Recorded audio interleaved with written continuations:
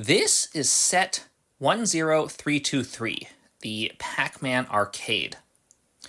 This is a third-party lighting kit from BX599.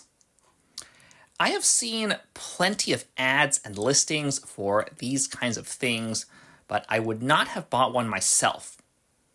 I got this particular kit as a gift, so let's take a look at the contents and the installation.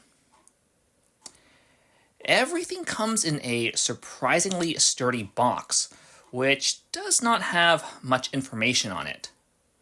In fact, the picture of the modded set is a sticker, suggesting that they use the same box for multiple kits.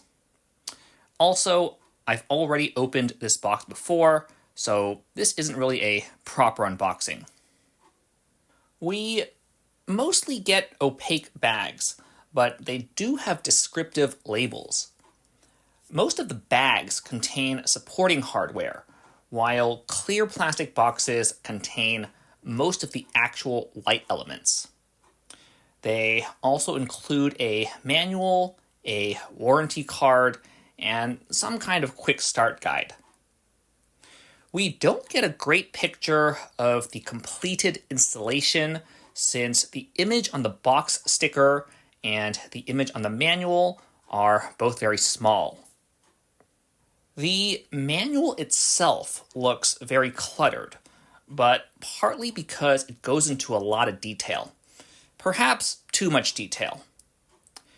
For example, the Pac-Man arcade already has a removable back panel, and removing it should take one step, but the BX599 manual breaks it down into 4. I also got somewhat distracted and confused by the repeated action legend at the bottom of each page. So, installing the first lighting elements requires removing the back, the roof, and some of the front. Pulling the pins off the Pac-Man game screen can get annoying, but I really don't like the next part. They trap tiny LEDs under 1x1 round plates and run the wiring through the stud connection.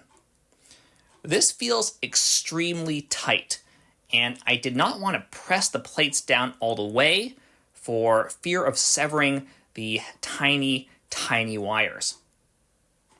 Surprisingly, BX599 actually provides genuine 1x1 round plates, though the bag labels did not call them out, and I had a hard time finding them.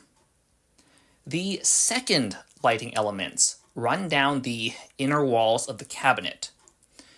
We need to cut these LED strips to length and adhere them parallel to the game screen.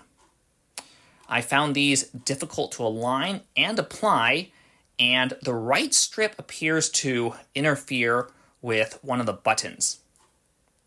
Worst of all, the elements are effectively stamps, aka stickers across multiple pieces, and they may get destroyed if I want to dismantle the model.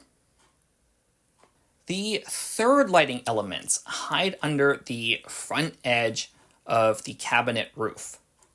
These very narrow LED strips fit nearly perfectly between anti-studs and also require cutting to length. They are easier to line up, but harder to press in. I used the back of a brick separator. The wiring for the second and third lighting elements run back through legitimate holes in the cabinet structure. Now we install some of the supporting electronics. The power switch also has its own adhesive backing, but it sticks out over the edge of the roof. The nearby daughter board does not have its own adhesive backing and adheres with tiny, fiddly double-stick tape squares. All the wires from these elements route between bricks. This doesn't feel great, but it feels better than earlier. The fourth and final lighting element goes on the side of the spinning PAC-MAN and ghosts.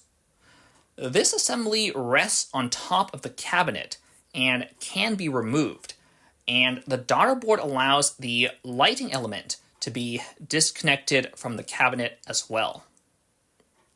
I think the instructions do a good job illustrating the recommended cable management, especially without words, even though I did not quite do it that way. All the LEDs eventually connect to a big distribution board, which connects to the battery box with a USB plug.